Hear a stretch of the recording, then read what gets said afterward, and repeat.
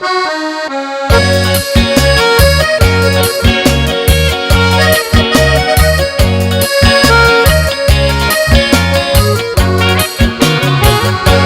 ฆหมอกมืดมัวทั่วแนวหน้ามืดทั่วหัวตาแต่สองมือกำปืนยืนจอ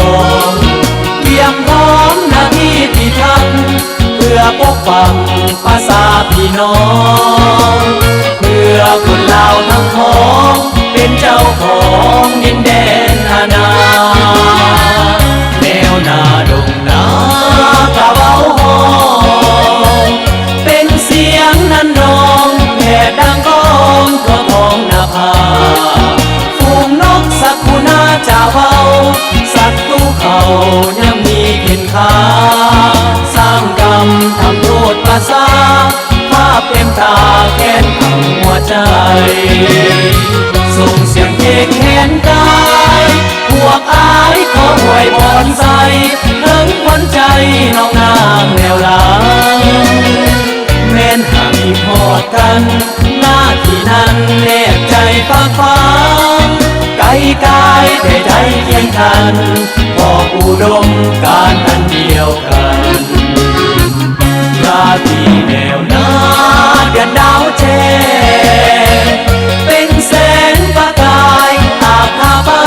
ทั่วทางที่มัน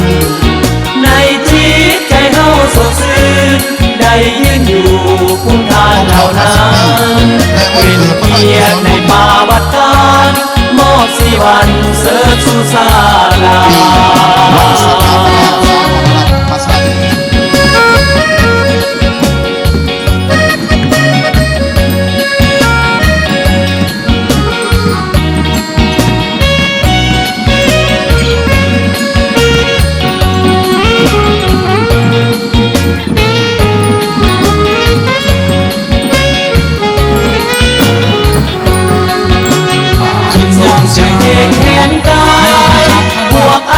ขออวยพรใส่ถึงขวัญใจน้องนางแนวหลังแม้นหากมีพอดกันหน้าที่นั้นแนบใจฟังฟังไกลกายแต่ใจเคียงกันชาวเมืองปทุมพรเขาแสดงความคำนับสมเสยวันสถาปนาสาธารณรัฐประชาธิปไตยประชาชนลาวครบรอบ50 ปีอย่างสุดใจ2 ธันวาคมปี 1975 หา2 ธันวาคมปี 2025 สาธารณรัฐประชาธิปไตยประชาชนลาวมันยืนจิตใจเฮาสดชื่นได้ยืนอยู่ภูมิทานเหล่านั้นเป็นเกียรติในป่าวัดการมอบสีวันเสิร์ชสู่ศาสตร์ลาวมอบสีวัน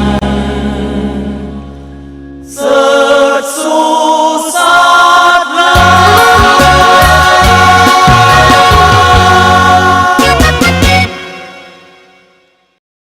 สนับสนุนโดยห้างคำแดงโมบายห้างโทรศัพท์ครบวงจรจำหน่ายโทรศัพท์ทุกรุ่นโทรศัพท์ Android ทุกรุ่นทุกยี่ห้อโทรศัพท์ iPhone ทุกรุ่นทุกยี่ห้อรับประกันสินค้าบริการหลังการขายแบบใส่ใจสถานที่บ้านทางแดง48เมืองปทุมพรแขวงจำปาสักโทร